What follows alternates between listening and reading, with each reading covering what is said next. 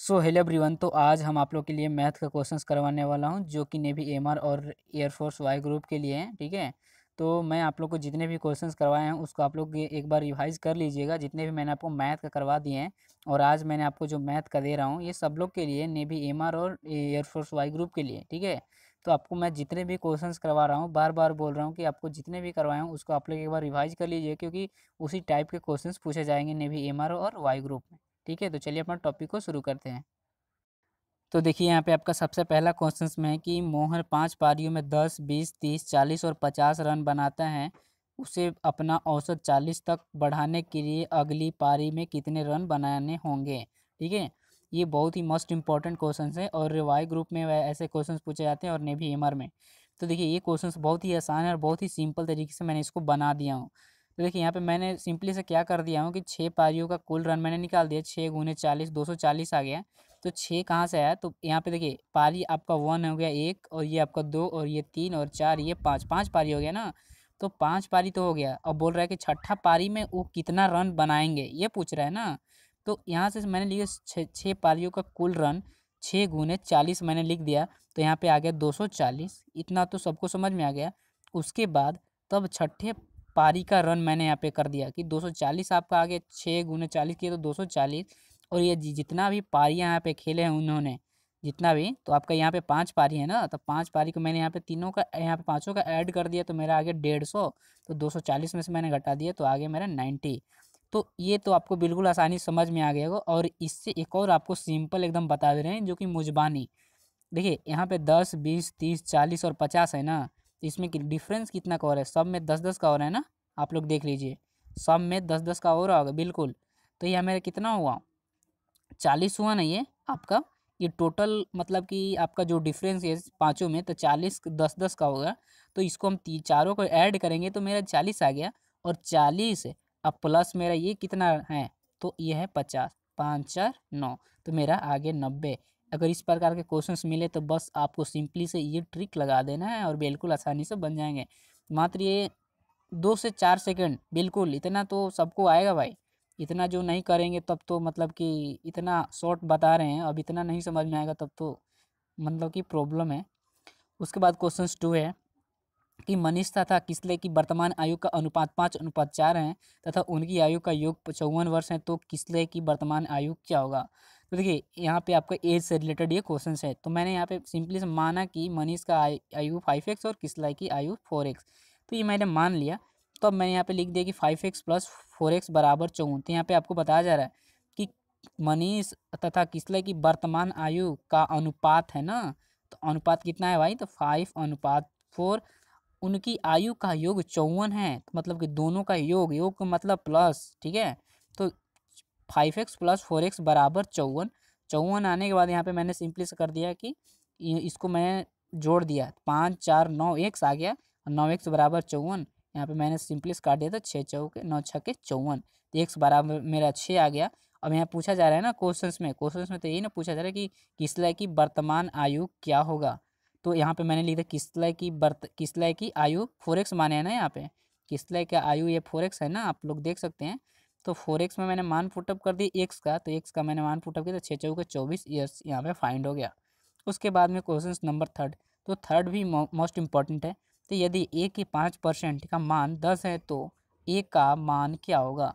तो देखिए ये भी क्वेश्चन देखिए बहुत ही सिंपल क्वेश्चन है। तो a का मतलब कि का के मतलब गुना होता है, आप लोग थोड़ा सा समझिएगा। ए का 5% बराबर 10 है, तो ए का मान क्या होगा। तो मैंने यहाँ पे इतना समझ में आ गया। उसके बाद मैंने ए का मतलब गुना बता दिया। 5% का मतलब कि मतलब 10% बोले तो परसेंट हटाएंगे तो यहाँ पे नीचे हो जाता है 100, या 5% बोले तो यहाँ पे नीचे हो जाता है 100। तो यहाँ पे आपका बोला जा रहा है क्वेश्चन की 5%, तो 5% के यहाँ पे परसेंट का मतलब नीचे 100 बराबर 10। तो यहाँ पे मैंने लिख दिया ए बराबर, ठीक है, इसको ये आपका भागा में तो जाएगा तो गुना में, तो 100 × 10/5। तो अगर 100 में 10 से गुना करेंगे तो आपका 1000/5। तो इसको मैंने सिंपली से काट देंगे तो 200 आपका आ जाएगा सही आंसर, ए बराबर 200। ठीक है। उसके बाद में क्वेश्चन नंबर 4 है। 4 में आपका ये किसी परीक्षा में 8 विद्यार्थियों द्वारा प्राप्त अंक का औसत 51 है तथा अन्य 9 विद्यार्थियों के औसत अंक 68 है। पूरे 17 विद्यार्थियों द्वारा प्राप्त अंकों का औसत क्या होगा। तो देखिए अगर ये इस प्रकार के इतना आपको लगता है कि इतना बड़ा क्वेश्चंस नहीं पूछे पूछे जाएंगे, लेकिन ये देखिए बहुत ही आसान और पूछे गए हैं इस क्वेश्चंस को, ठीक है, मतलब कि यहाँ पे अंक नहीं है। तो देखिए इस क्वेश्चंस को कैसे हम बनाते हैं, यहाँ पे मैंने हल लिख दिया। तो आपको एक फॉर्मूला होता है औसत बराबर, मैंने यहाँ पे बैठा N1 प्लस N2 बटा में N1 प्लस N2, ठीक है। तो यहाँ पे मैंने इसका मान यहाँ पे पुटअप कर दिया। अगर इस प्रकार के क्वेश्चन आए तो बिल्कुल आप लोग इसी टाइप से बनाना, बिल्कुल जल्दी बनेगा। तो मैंने यहाँ पे N1 बराबर 8 रख दिया, ठीक है। आप लोग को याद होगा कि M1 D1 M2 D2 वही एकदम मतलब कि सेम प्रोसेस यहाँ पे भी है। तो देखिए यहाँ पे मैंने N1 बराबर 8, ठीक है, N1 बराबर 8, ठीक है। उसके बाद मैंने प्राप्त अंकों का औसत 51 है ना, तो A1 बराबर 51 यहाँ पे रख दिया। ये आपका मतलब कि ये हो गया जोड़ा और ये आपका 9 और ये हो गया जोड़ा, ठीक है। टाइम एंड वर्क में तो वैसे ही ना था एकदम बिल्कुल कि ये 5 दिन में इतना दिन कर रहा है तो ये तथा ये 6 दिन में इतना दिन कर रहे हैं, तो इसका मतलब कि वही निकालना होगा कितने मिलकर काम कर रहे हैं। तो वही क्वेश्चन मतलब कि आपका आ गया औसत में। तो यहाँ पे मैंने यहाँ पे सबका अलग अलग रख दिया। उसके बाद यहाँ पे ये सूत्र होता है आपका N1 plus N1 plus A2 यहाँ पे जो भी होता है आपका सूत्र मैंने ये आपको लिख दिया हूँ। उसके बाद यहाँ पे मान पुटअप मैंने कर दिया सबका। पुटअप करने के बाद यहाँ पे देखिए 8 गुने 51 मैंने किया तो यहाँ पे 408 आ गया, प्लस उसके बाद यहाँ पे मैंने यहाँ पे उसके बाद इसको गुना किया तो आगे 612। उसके बाद बटा में आपको कितना आ गया 17, ठीक है। इसको हम अगर ऐड करेंगे तो ऐड किए तो 17 आ गया। उसके बाद इसको ऐड करेंगे तो आगे 1020। उसके बाद 17 से मैंने यहाँ पे भाग दे दिया तो आगे आपका 60 सही आंसर, ठीक है। तो ये आपका ऐसे ही आप लोग का बनेगा बिल्कुल, ठीक है, इसी टाइप से आप लोग बनाना, ठीक है। उसके बाद आप लोग आगे देखिए नेक्स्ट क्वेश्चन। तो देखिए क्वेश्चन 5 में है आपका कि एक कक्षा में 50 छात्रों द्वारा प्राप्त कुल अंक 2624 है। इस कक्षा में एक छात्र द्वारा प्राप्त औसत अंक है। तो ये देखिए इस क्वेश्चन को आप कैसे बनाएंगे, तो यहाँ पे मैंने सिंपली से क्या कर लिया कि अभिष्ट औसत बराबर छात्रों का कुल अंक बटा में छात्रों की कुल संख्या, ठीक है। तो मतलब कि यहाँ पे देखिए क्या दिया कि 50 छात्रों द्वारा प्राप्त कुल अंक कितना है आपका 2624 है, और कितना है भाई छात्र 50 है। तो यहाँ पे बस इस प्रकार से आपको निकालना है, औसत अंक निकालना है ना कि कितना आपका अंक है। तो यहाँ पे मैंने सिंपली छात्रों का कुल अंक कितना है, तो यहाँ पे कुल अंक 2624 मैंने मान पुटअप कर दिया। उसके बाद छात्रों की कुल संख्या तो यहाँ पे मैंने 50 रख दिया। उसके बाद यहाँ पे मैंने सिंपली से भाग दे दिया तो मेरा आ गया 52.48, ठीक है। तो ये हो गया आपका सही आंसर।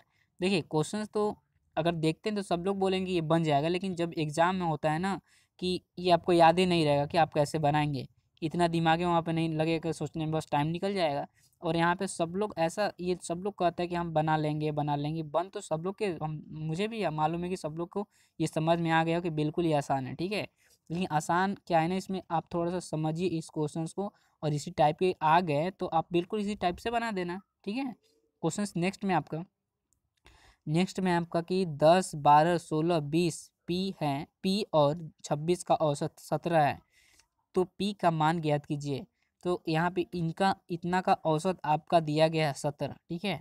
तो मैंने यहाँ पे सिंपली से कर दिया कि इतना को ऐड कर दिया बटा 6 कर दिया। 6 कैसे कर दिया भाई, तो ये आप काउंट कीजिए 1 2 3 4 और P5 और ये 6 हुआ ना आपका 3, ये आपका 6 हो गया। उसके बाद यहाँ पे 6 को मैंने यहाँ पे 6 से डिवाइड कर दिया। जितने देखिए अगर औसत में अगर आपको यहाँ पे 12 मतलब कि इस प्रकार का आपको 10 क्यों नहीं लिखा जाए, इस प्रकार का आपका 10 पर मतलब क्यों नहीं लिखा जाए। यहाँ पे आपका 50, यहाँ पे 70 80 90 50 100 150 200 500, ठीक है। अगर मान लीजिए कि इस प्रकार का आपका 20 तक चला गया तो आप बस काउंट को गिन लेना कितना है। उसके बाद आपको 20 से भाग दे देना है, जितना भी हो काउंट करके जितना हो उतना से भाग देना है, ठीक है। तो यहाँ पे आप देख सकते हैं कि आपका 6 है, 1 2 3 4 5 6, तो 6 से हम भाग दे देंगे। तो यहाँ पे करने के बाद इनका सबका औसत कितना दिया गया है 17 दिया गया है, तो यहाँ पे मैंने 17 लिख दिया। उसके बाद मैंने क्या किया सिंपली से कि 17 इंटू ये भाग में तो ये आपका गुना में आ जाएगा। तो 17 इंटू 6 बराबर 48 प्लस पी, ठीक है। यहाँ पे अगर हम सबको ऐड करेंगे तो मेरा कितना आएगा 48 प्लस पी आ जाएगा। उसके बाद पी बराबर 102 माइनस 84 बराबर 18, इसका होगा सही आंसर, ठीक है। उसके बाद में क्वेश्चन 7 में है कि 2/3 भिन्न 1/3 की कितने प्रतिशत है। तो ये देखिए क्वेश्चंस कैसे बनेंगे, आपका परसेंटेज से क्वेश्चंस। तो 2/3 बराबर 1/3 का 1%, मतलब कितने परसेंट, तो हम जब निकालना है परसेंट तो हम मान लेंगे X% या B% C% D% कुछ भी परसेंट, ठीक है। तो यहाँ पे मैंने लिख दिया X% मान लिया। तो X बराबर मैंने लिख दिया कि 3, यहाँ पे अगर मल्टीप्लाई करेंगे तो 3 × 2 /3, ठीक है, गुना 1% का मतलब ये आपको मैंने बताया कि 100, ठीक है। तो 100 मैंने यहाँ पे सिंपलिस कर दिया, फिर 3 से 3 ये कट गया और 100 × 2 = 200 हो गया इसका सही आंसर। उसके बाद में क्वेश्चन 8 में कि किसी विद्यालय में कुल विद्यार्थियों का 70% लड़कियां हैं, लड़कों की संख्या 510 है, तो विद्यालय में कुल विद्यार्थियों की संख्या क्या होगी। तो ये देखिए बहुत ही आसान क्वेश्चन है, बहुत ही मतलब कि समझ में आ जाएगा इस क्वेश्चन को। लड़कों का प्रतिशत 100% माइनस 70% बराबर 30% मैंने लिख दिया। ये समझ में आ रहा है आपको कैसे कहा जा रहा है कि कुल विद्यार्थियों का 70% लड़की, मतलब ये किसी स्कूल है या कोई भी हॉल है, उसमें मतलब कि बॉय एंड गर्ल दोनों हैं, ठीक है, प्लस एंड माइनस दोनों हैं, जिसमें कि आपका मतलब कि माइनस वाले उसमें जो मतलब कि लोग ज़्यादा है, ठीक है। तो यहाँ पे तो हम मान जानेंगे ना कि माइनस वाला लोग कितना है उसमें। तो यहाँ पे मैंने वही सिंपली कि 100% में से हम 70% को घटाएंगे तो मेरा मालूम चल जाएगा कितना परसेंट लड़का है। तो लड़का का परसेंट 30% निकल गया। तो 30% बराबर कितना दिया गया है, संख्या कितना है, तो 510। तो 510/30 × 100 मैंने किया तो ये 17 से आपका कट गया 510, और 17 में 100 से गुना किया तो आपका आ गया 1700। यही हो गया आपका सही आंसर। उसके बाद में क्वेश्चन नंबर 9। तो 9 में आपका यदि A+B का 15% बराबर A-B का 25% हो तो B का कितने प्रतिशत A के बराबर है। तो ये देखिए ये क्वेश्चन कैसे बनेगा। ये आपको मतलब कि A+B का, तो A+B का मतलब गुना और 15% 15/100। उसके बाद बराबर है तो बराबर मैंने यहाँ पे भी कर दिया A-B गुना का मतलब गुना और 25% का मतलब 25/100। तो ये 100 से 100 क्लियर हो गया। उसके बाद आपका बचा देखिए 15A+B, तो 15 में A से करेंगे तो 15 है अब प्लस, उसके बाद 15 में B से करेंगे तो 15B बराबर, उसके बाद 25 में A से करेंगे तो 25A माइनस हो जाएगा, और उसके बाद 25 में B से करेंगे तो 25B आ गया। उसके बाद मैंने क्या किया सिंपली से यहाँ पे करने के बाद कि इसको मतलब कि A वाले को एक साइड कर लिया और B वाले को एक साइड कर लिया। तो यहाँ पे देखिए 25A है ना, इधर ये 25A यहाँ पे हो गया। उसके बाद अगर ये आपका इधर प्लस में है तो इधर आएगा तो क्या होगा, माइनस में हो जाएगा, तो 15 ये हो गया बराबर। उसके बाद इधर प्लस में है 15B, तो प्लस में 15B इधर ही रहने दे दे। उसके बाद इधर माइनस में है तो इधर लाएंगे तो कितना हो जाएगा 25B। उसके बाद इतना तो सब करने के बाद आपको आगे चलते हैं कि 25 में से 15 को घटा दिया मैंने, आ गया 10A।